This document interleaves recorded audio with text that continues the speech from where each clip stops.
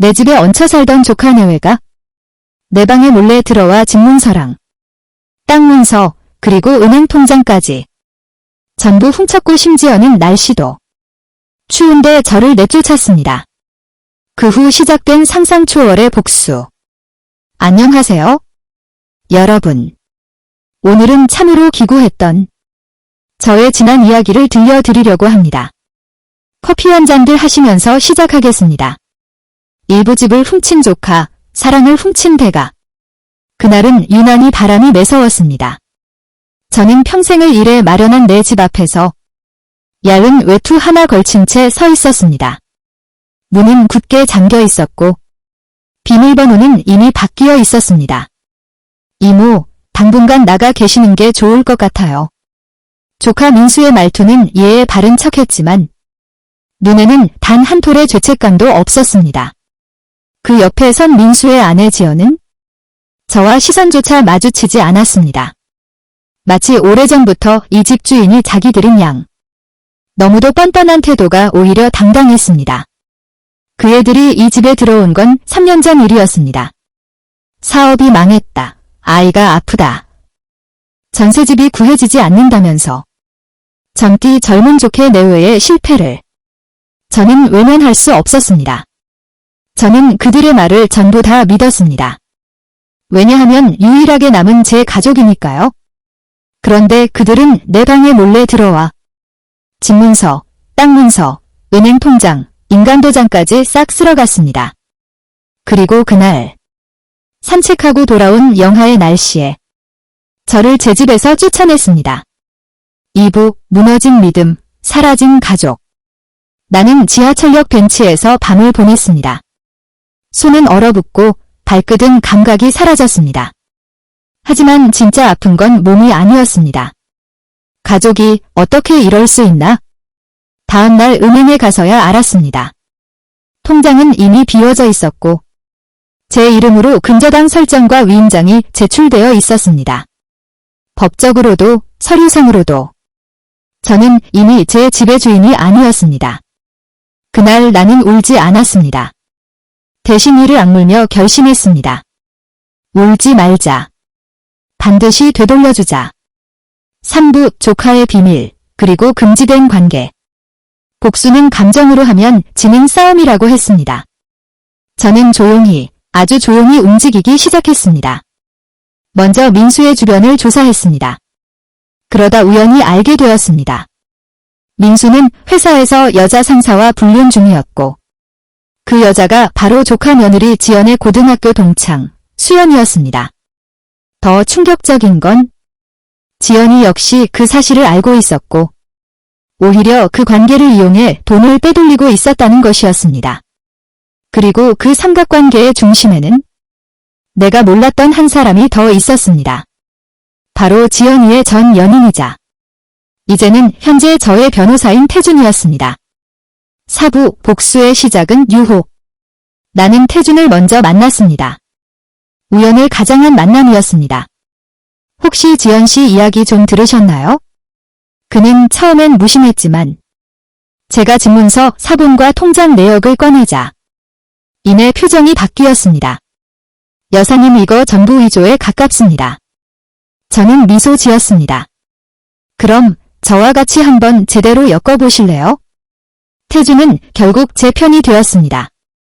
아니, 정확히 말하면 지연이에게 아직 남아있던 미련이 그를 움직이게 했나 봅니다.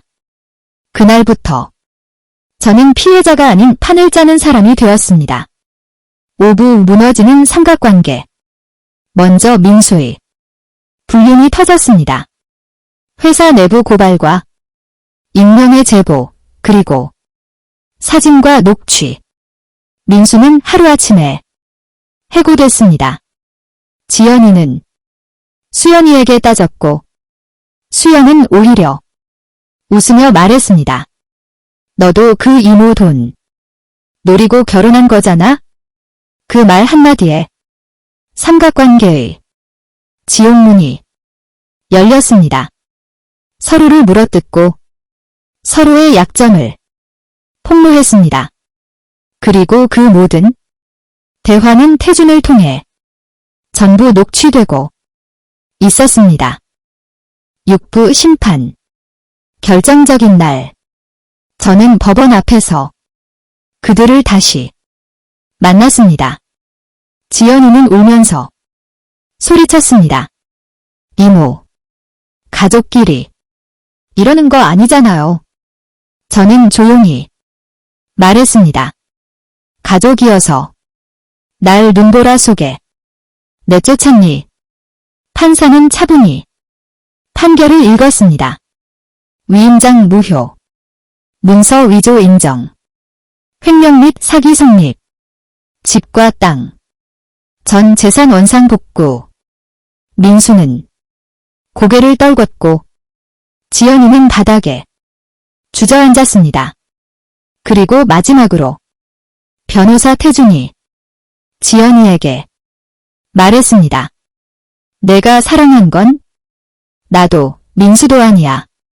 오로지 돈뿐이었어. 하지만 여러분, 진짜 복수는 그 다음이었습니다. 모든 걸 되찾은 뒤 나는 그 집을 팔았습니다.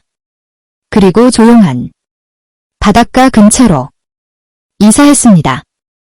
아무도 모르는 곳에서 제 이름으로 다시 시작했습니다. 그러던 어느 날 우연히 뉴스에서 민수의 얼굴을 봤습니다. 사기 전과 이혼, 파산. 저는 더 이상 민수의 얼굴을 보고 싶지 않아 TV를 끄고 따뜻한 차를 마셨습니다. 복수는 소리치지 않아도 된다. 잘 사는 것, 그리고 있는 것. 그게 제가 그들에게 남긴 가장 잔인한 벌이라고 되새기며 마음을 다독였습니다. 7부 출소한 조카. 복수는 끝나지 않았다. 그가 다시 내 앞에 나타난 건 모든 게 끝났다고 믿고 있던 어느 늦은 오후였습니다. 초인종을 누른 사람은 수척해진 얼굴, 헐렁한 점퍼 차림의 민수였습니다. 이모, 저 민수예요. 순간 심장이 철렁 내려앉는 것 같았습니다. 출소했다는 소식은 들었지만 설마 이렇게 빨리 찾아올 줄은 몰랐습니다. 8부 울면서 무릎 꿇은 조카. 민수는 현관에서 무릎을 꿇었습니다. 정말 잘못했어요. 이모. 감옥에서 매일 생각했어요, 이모. 이모만 아니었으면 제가 여기까지 오진 않았어요. 그 말에 나는 속으로 웃었습니다. 여전히 자기 인생의 비극을 남 탓으로 돌리는 그런 인간이 맞았구나. 하지만 겉으로는 조용히 말했습니다. 들어와라. 먼 길 왔으니 차라도 한 잔 마시고 가렴. 순간 민수의 눈이 번뜩였습니다. 저는 그 눈빛을 놓치지 않았습니다. 민수의 반성은 예상대로 연기였습니다. 며칠 동안 민수는 매일같이 찾아왔습니다. 청소를 해주고 장을 봐주고 다시는 욕심 내지 않겠습니다는 말을 입에 달고 살았습니다. 그러나 민수의 시선은 늘 제 집의 안방 서랍과 금고 방향을 훑고 있었습니다. 그리고 어느 날 민수가 술에 취해 흘린 말이 모든 걸 드러냈습니다. 이모도 참, 이 집 혼자 쓰기엔 너무 크잖아요. 그 순간 확신했습니다. 역시나 이 놈은 변하지 않았습니다. 9부 더 막장은 반전. 지연이의 재등장. 그날 밤 집 근처에서 낯익은 여자를 봤습니다. 지연이었습니다. 초췌했지만 눈빛만은 예전 그대로였습니다. 그제서야 퍼즐이 맞춰졌습니다. 민수의 반성과 참회는 연극이었고 지연이는 뒤에서 다시 판을 짜고 있었던 것이었습니다. 더 충격적인 건 지연이 이번엔 변호사 태준과 손을 잡았다는 사실이었습니다. 복수를 위해서가 아니라 나를 완전히 무너뜨리기 위해서인 거죠.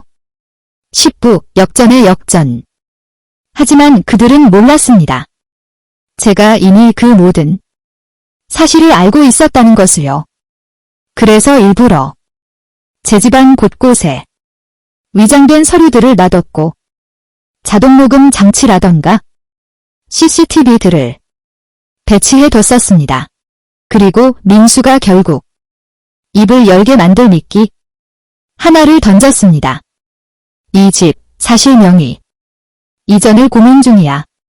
그날 밤 민수는 다시 제 방에 들어왔습니다. 그리고 그 순간 불이 켜졌습니다. 지금입니다. 문이 열리고 형사들이 들이닥쳤습니다. 재범과 주거 침입, 그리고 공모정황. 지연이는 밖에서 기다리다 현행범 공모자로 함께 체포됐습니다. 11부 진짜 사이다 결말. 또다시 법정에서 선 민수가 소리쳤습니다. 이모가 날 함정에 빠뜨렸어요. 판사는 단호하게 말했습니다. 아니요. 기회를 준 사람을 다시 노린 건 피고인입니다. 지연이는 실형이 늘어났고 민수는 재입소했습니다. 이번엔 더 긴 시간이었습니다. 12부 마지막 장면. 저는 그 집을 다시 정리했습니다. 그리고 이번엔 아예 해외로 나갈 계획을 했습니다. 이름도 주소도 아무도 모르는 곳으로요. 출국 전날 한 통의 편지가 도착했습니다. 이모, 이번엔 정말 끝난 거죠? 저는 펜을 들고 딱 한 줄만 적었습니다. 아니, 내가 날 완전히 잊는 날. 그날이 진짜 끝이야. 그리고 저는 이륙하는 비행기에 몸을 실었습니다. 오늘 이야기 사연 어떠셨나요, 여러분? 구독과 좋아요, 알림 설정은 사랑입니다. 감사합니다.